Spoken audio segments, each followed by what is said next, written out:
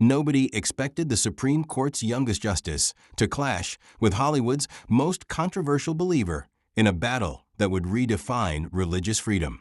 Justice Amy Coney Barrett's eyes blazed with constitutional authority as she prepared to destroy Tom Cruise's Scientology arguments in front of the nation's highest court.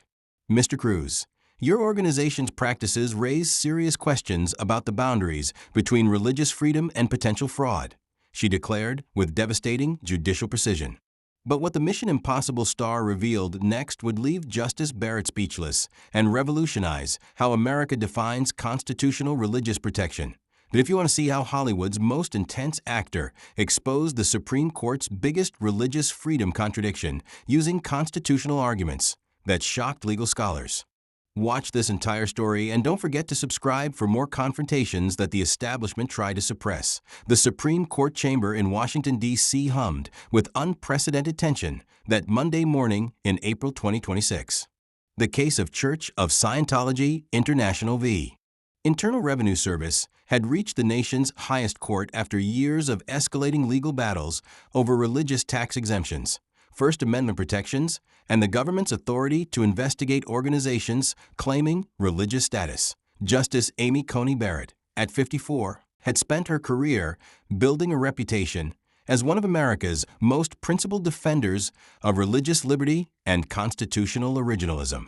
Her appointment to the Supreme Court in 2020 had been contentious, but her judicial record had demonstrated consistent commitment to protecting religious freedom while maintaining rigorous constitutional analysis.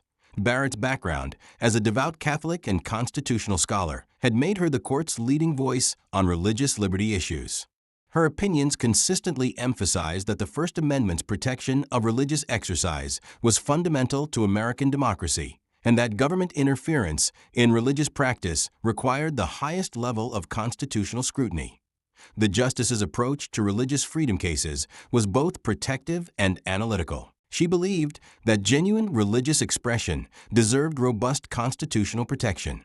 But she also insisted that organizations claiming religious status must demonstrate legitimate spiritual purpose rather than merely exploiting religious exemptions for financial or commercial advantage. The case before the court involved Scientology's ongoing legal battles with federal agencies over tax-exempt status, investigative authority, and constitutional protections.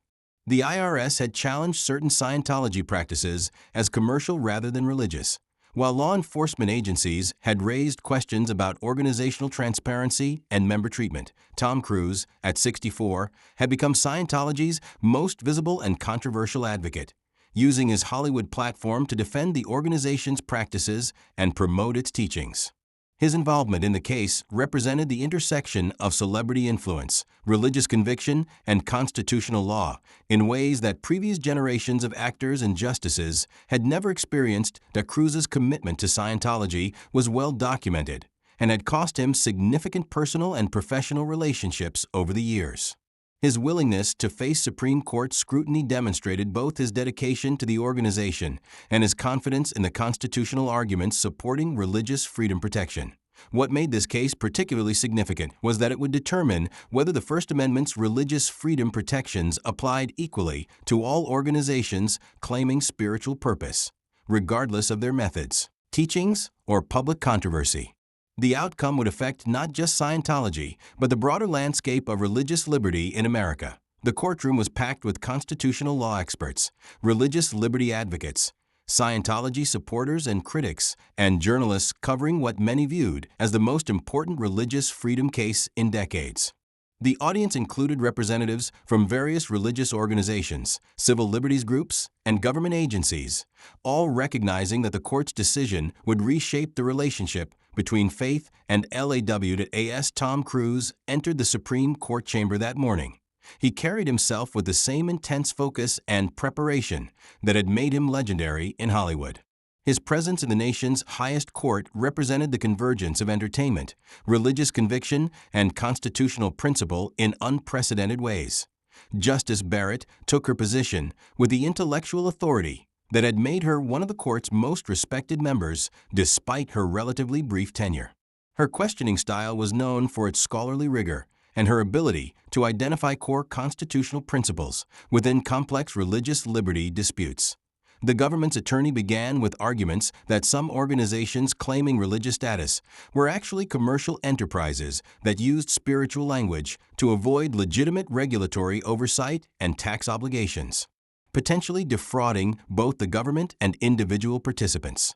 But Justice Barrett quickly focused her attention on Cruz himself, recognizing that his personal testimony and religious conviction would be central to determining whether Scientology deserved constitutional protection as a legitimate religious practice. Mr. Cruz, Justice Barrett began, her voice carrying the constitutional authority that had made her influential beyond her years on the court. Your organization's practices raise serious questions about the boundaries between genuine religious expression and what appears to be commercial enterprise disguised as spiritual teaching. The statement was designed to establish the fundamental constitutional test: whether Scientology represented authentic religious practice deserving First Amendment protection or commercial activity that merely exploited religious exemptions for financial advantage. That Cruz's response would begin a constitutional dialogue that would challenge Barrett's assumptions about religious authenticity and the proper role of government in evaluating spiritual legitimacy. Justice Barrett, I deeply appreciate your commitment to religious liberty and understand your concern about protecting both constitutional rights and preventing fraud, Cruz replied, his tone carrying the intensity that had made him famous while demonstrating obvious preparation for this constitutional confrontation.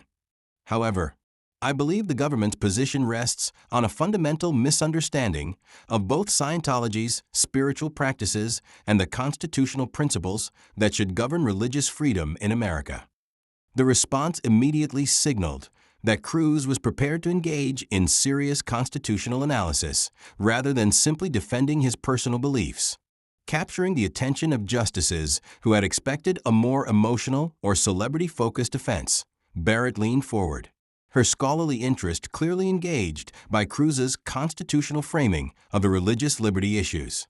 Mr. Cruz, the First Amendment protects religious exercise, but it doesn't provide blanket immunity for organizations that use spiritual language to justify questionable financial practices or potential exploitation of vulnerable individuals. Cruz's response would demonstrate a sophisticated understanding of religious liberty jurisprudence that surprised everyone in the chamber, including Justice Barrett herself. Justice Barrett, I completely agree that the First Amendment doesn't protect fraud or exploitation disguised as religion, Cruz replied, pulling out comprehensive legal materials that he had clearly prepared extensively. But I believe the constitutional test should focus on the sincerity of individual religious belief and the spiritual content of practices, rather than allowing government agencies to make subjective judgments about which religious methods are acceptable or legitimate. The constitutional argument was sophisticated and directly engaged with Barrett's own judicial philosophy about religious freedom protection, demonstrating that Cruz had studied the legal issues with scholarly thoroughness. The Supreme Court established in Wisconsin v. Yoder that religious practices deserve protection even when they seem unusual or controversial to mainstream society, Cruz continued, citing the landmark Amish education case. The question isn't whether Scientology's methods conform to traditional religious expectations, but whether they represent genuine spiritual seeking and individual religious conviction. Barrett was now fully engaged, recognizing that Cruz was using established religious liberty precedent to defend his position rather than simply making emotional appeals about persecution or discrimination. Mr. Cruz, even accepting your constitutional analysis, there remains the question of whether Scientology's financial structure and organizational practices are consistent with legitimate religious purposes, Barrett said, attempting to distinguish between protected religious belief and potentially problematic institutional behavior. Cruz's response would reveal comprehensive preparation for this exact constitutional challenge, while exposing potential contradictions in how religious freedom was applied across different faith traditions. Justice Barrett, I'd like to respectfully challenge the assumption that financial contributions or organizational structure can determine religious legitimacy, Cruz replied, connecting his tablet to the courtroom's display system. The screen showed comparative analysis of various religious organizations and their financial practices that Cruz had clearly researched extensively. Catholic dioceses collect mandatory tithing, maintain vast real estate holdings, and operate with hierarchical authority structures that would be considered problematic if applied to secular organizations. The comparison was strategically powerful, using Barrett's own Catholic faith to demonstrate that many accepted religious practices involved significant financial commitments and institutional authority that could be criticized using the same standards applied to Scientology. Jewish synagogues require membership fees. Mormon temples restrict access to full participants. And Islamic mosques collect zakat as religious obligation, Cruz continued, showing data about financial practices across major faith traditions. The evidence demonstrated that financial contributions and institutional requirements were common across religions, rather than unique indicators of commercial rather than spiritual purpose. Barrett attempted to distinguish between traditional religious practices and what she viewed as Scientology's more controversial methods. Mr. Cruz, established religions have centuries of theological development and community acceptance that newer organizations lack. Doesn't the government have legitimate interest in scrutinizing claims to religious status by recently formed groups?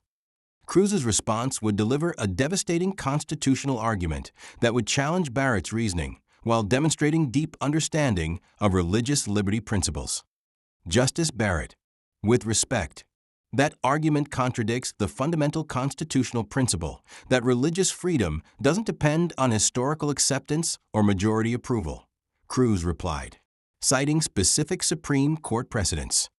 In Church of Lukumi, Babalu, IV, Hialeah, this court protected Santeria practices that were widely considered controversial and recently established in American communities. The decision emphasized that constitutional protection can't be based on religious age, popularity, or social acceptance.